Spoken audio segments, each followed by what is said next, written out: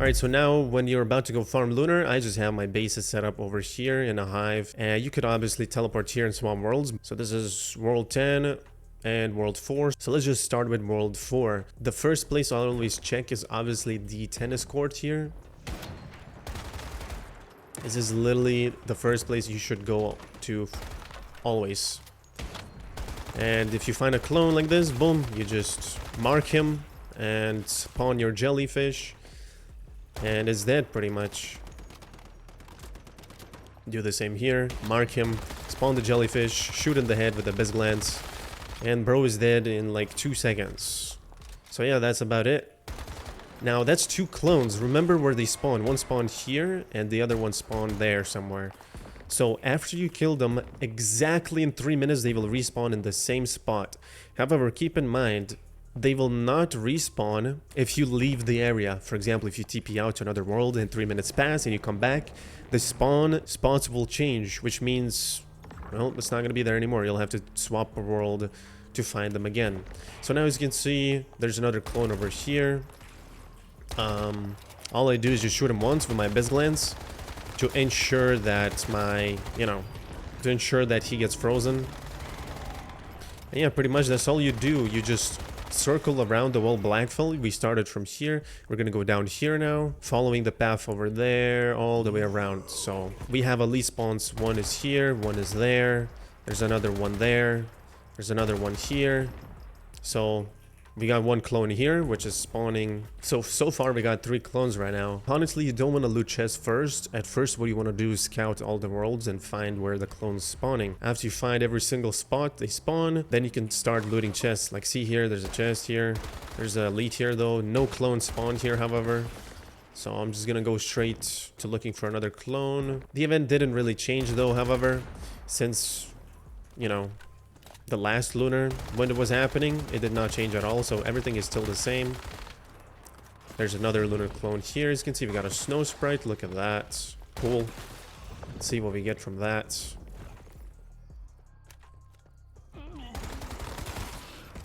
Maybe something. 5-1 snow sprite, guys. Perfect. Lovely, lovely. I love that.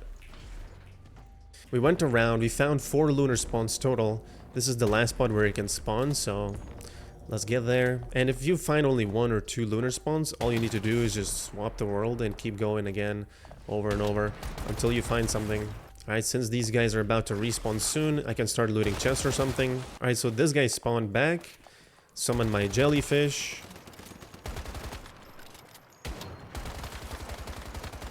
And he's dead. There's another guy here. See, they respawned exactly as we cycled around. And you can see they don't shoot me back because I'm using the covered walker shirt. You can use early boots if you want for the extra damage, but they will be able to shoot you back, which gives you more risk when dealing with them. So that's pretty much it. That's all the clones. Again, they're gonna respawn in 3 minutes, so we just circle around again back to where the 3rd clone was, which was here. As you can see, he's literally just sitting there waiting to be devoured. And good night to him. There you go. I skipped the elites mostly, but while you're like, you don't really have to use a car. I basically just killed him like this while I'm moving somewhere else to save time. And now since we know where the spots are and where they respawn, you can start looting your chests pretty much.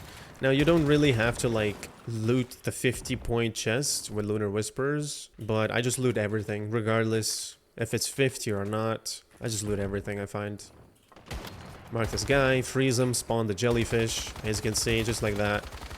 Literally dies in 2 seconds. Now since we have a little bit of time left, the spawns didn't respawn yet. Now you can see that this chest is looted. You can loot chests twice per cycle. In game time, when it hits 12 PM, you can see that the box resets. You can see the time over here where I'm waving my mouse. It's currently 12 AM now, so on 12 exactly, it will reset the boxes, which will let you loot them again. For those wondering, do we change locations? Like, do we go to different spots like this POI to loot the chests? You actually don't want to do that. It's just not worth it.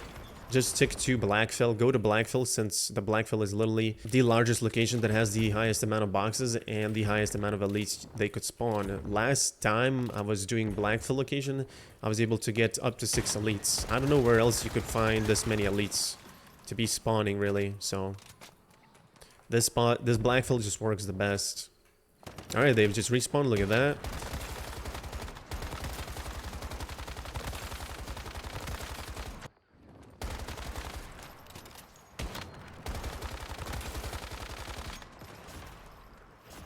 Now, honestly, for the polar jellyfish, it doesn't charge that fast, so sometimes you won't be able to use it again, but you can use the jellyfish. Prefer to use the gravity jellyfish because when you sink it in, you get the frost elemental damage increase. If you're using the normal jellyfish, you won't get the sink in damage, so you lose that 7.5%. You can also use a Lone Wolf Whisperer, which will get aggro of other mobs. But obviously the jellyfish is going to do the most damage. But the Lone Wolf Dog also works. It's not too bad.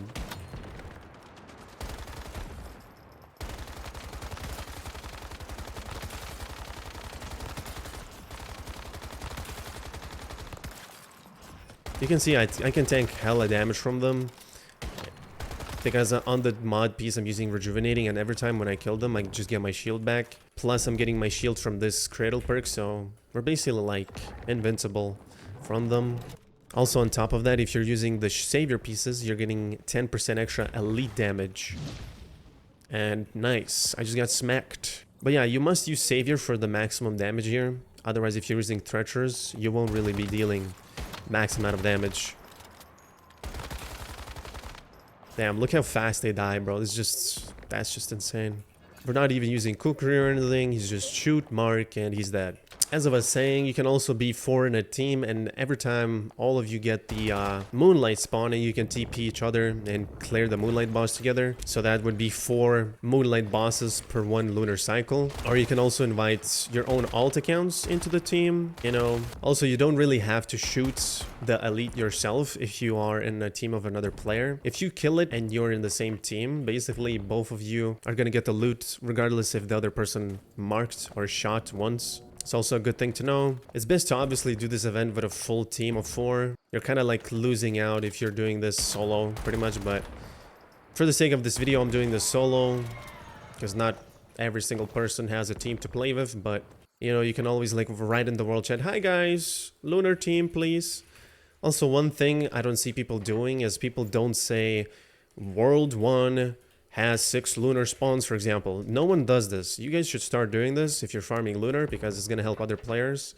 You know, less time wasted for the other player to look around where so many lunar spawns spawn, and you're gonna have more time to like do the lunar event. So yeah, a lot of people don't communicate. I don't know why. I don't know if it's because people don't care or people just don't know how to farm the event. I am not sure myself, but hopefully after this video, people are going to start doing it.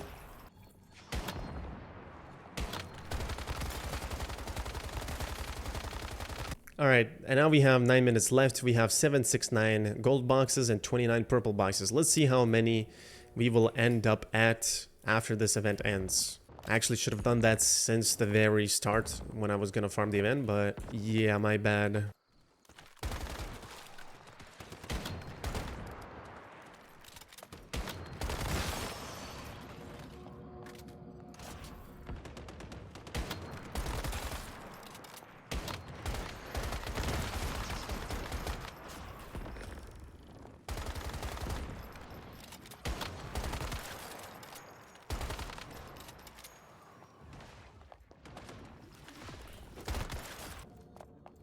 Alrighty guys, 20 seconds left. This is the last dude that I can kill. And he's about to spawn over here. Come on. Will we get it? Or will we not? He's not spawning. There we go, we killed him. Just in time as it ends. Even after the lunar thingy ends, you can still kill a couple of elites before they despawn. Alright, so let's see how many boxes we got. We ended up with 34 crates of purple. So we got 5 crates. And we got 7 gold boxes. Now obviously that was towards the very end. So That's not that bad. Now, if you have too many Lunar Whispers and they're about to expire, you can click over here, click Events, Redemption Shop, Visual Redemption, scroll down. Here you can buy these downstairs suffix crates, as you can see for Lunar Whispers. It costs 500 per crate, or you can buy the Deviation Selection Starfall Inversion, which will let you get this polar jelly that I just used. And as you can see, you get 5% frost elemental damage extra when you sink it in, just for sinking it in, and then you get extra 2.5% when you're airborne. You can see my 77.8 elemental damage. It goes up to 80.3 when I am mid-air, and when I land down, it's back to 77.8. So that's how you can get your deviations if you don't have them from just that original wheel redemption shop thingy. Other than that, you can also buy a recipe selection. Let's say you buy this and you just open the crates just for a free food that you want to use, or, you know, which is the Layered Galaxy, grants you elemental damage while airborne, although I would never use that. Now for the build setup, I'm gonna go through this very quickly. For the gun, we're using Crew Blast. Since the mob that we're killing, the Lunar Spawn clones, are elites, you want elite substat. But if you're bossing or in a silo, obviously you want to have gray ones instead of elites. This is where you can have two presets, one with gray ones, one with elites. Simply press H, click R to save the preset, and you can click on each one and click F to swap it. The calibration for Abyss Glance has to be maxing cap with 2 elemental damage. The secondary is bingo. We use it just to mark and vulnerability amplifier on the mod. That's it. You can have bullseye duration for the substat to have the mark stay longer. For the helmet, we have deviation expert with status, elemental damage, and elites. This will go for every single mod on every single armor. The substats are the same: status, damage, elemental, and elites. On the mask, we have Frostwave Wither. On the top piece, we have Rejuvenating. Elemental Resonance for the pants. Gloves, we have Elemental Overload. And shoes, we have Rush Hour. The suffix you want is Lunar on the helm, Frost Vortex on the mask, Lunar on the top, Talons or Downstar on the pants. You definitely want Crescent on the gloves, or if you don't have it, use Talons, and then Downstar or Talons on the shoes. One thing about the top piece mod, Rejuvenating, you can use this if you want. But if you're dying so fast, you can also use a critical rescue on the top piece. You will not get shield when you kill a mob, but instead you're just going to be tankier by 20%, which in total you'll have 50% damage reduction. So you're just going to tank hella damage and the shield will basically try to stay and receive less damage when your shield is up. The armor pieces we're using is 2 Treacherous and 3 Savior. Now if you're struggling to survive with 2 Treacherous and 3 Savior, because it can get annoying, let's say your shield runs out and you don't have this Deviation Cradle, basically you're one tap. So what you can do instead is just replace 3 Savior with 4 Treacherous pieces and just have 1 Renegade piece for reload speed or something. Whatever you like as the last piece, doesn't matter, but 4 Treacherous piece would be an option for survivability. You're going to do less damage with 4 Treacherous, but survivability is going to be better. Then we're using Covered Walker. The Covered Walker is the most important one here. When you're going to be shooting and triggering Frost Vortex, this thing is going to spawn, and any enemies around this area, this huge area, is going to get sucked in, and they won't be able to shoot or hit you back because they're stunned and getting pulled. Obviously, you can replace this to early boost if you want more damage, but just keep in mind the mob is going to shoot back at you, so it's going to be more annoying. This is just the easiest option. Covered Walker shirt. Now, this setup is specifically just for Lunar. The deviation you want to use is Starfall Jellyfish, of course. If you don't have one, use the Lunar Snow Sprite. You can also use Lunar Dog, doesn't really matter. For Lunar food buffs, what we use is Whimsical Drink, Borscht Deluxe, Hot Dog, and Roulette Dumplings. And Disintegrating Ammo, if you have that. I used Blue Tungsten Rifle Ammo because I'm poor, but Disintegrating is the best. Suppression Penetration will not work against Lunar spawns.